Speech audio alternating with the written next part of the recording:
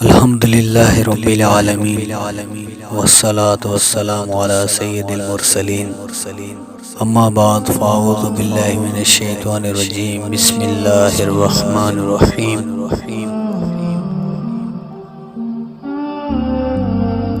عمر کے ہر حصے میں اعتدال مطلوب ہے کہ نبی پاک صلی اللہ علیہ وسلم نے اس جوانی کے زمانے میں ہمیں اعتدال سکھایا ہے، بڑھاپے کے زمانے میں ہمیں اعتدال سکھایا ہے۔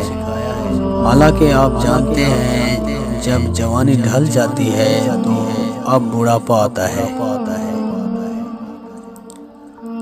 آدمی کے اعضاء کمزور ہو جاتے ہیں، دیکھنا بھی کمزور ہو جاتا ہے، سننا بھی کمزور ہو جاتا ہے، ٹانگوں میں طاقت و قوت نہیں رہتی، کمزوری ہی کمزوری ہوتی ہے۔ اور بقول ایک حکیم کے کہ ان کے پاس ایک بڑے میاں گئے علاج کروانے کے لیے، کہنے لگے حکیم صاحب یہاں درد ہے۔ حکیم نے کہا بڑھاپا ہے۔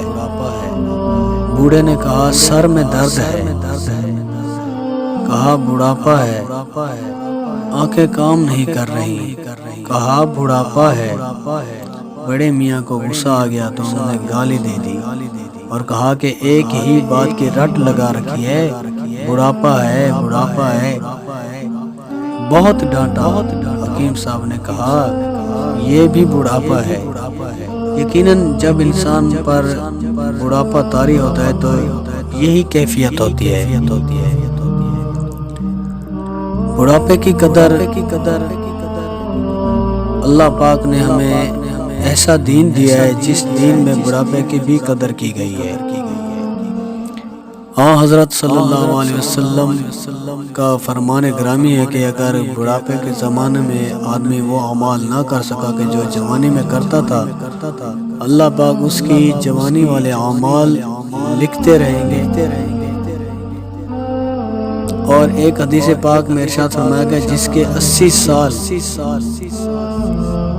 سال اسلام میں ہو جائیں، یعنی 80 سال کا بوڑھا ہو جائے تو اللہ آسمانوں میں لکھ دیتے ہیں یہ اللہ کا آزاد کردہ ہے، اللہ نے اس کو جہنم سے بری کر دیا۔ اس لیے کہ یہ اسلام میں بوڑھا ہو گیا ہے، اسلام میں اس کے بال سفید ہو گئے ہیں، تو نبی اکرم نے ہمیں اس بوڑھے کی بھی قدر بتائی ہے۔ اس کو آدمی معمولی نہ سمجھے کہ اللہ کی عطا ہے، اللہ کا فضل ہے۔ بڑھاپے میں انسان کے نزدیک قریب ہو جاتا ہے، زیادہ قریب ہو جاتا ہے، آخرت کا خوف لگ جاتا ہے، آخرت کا ڈر لگ جاتا ہے، مرنے کی تیاری میں لگا رہتا ہے۔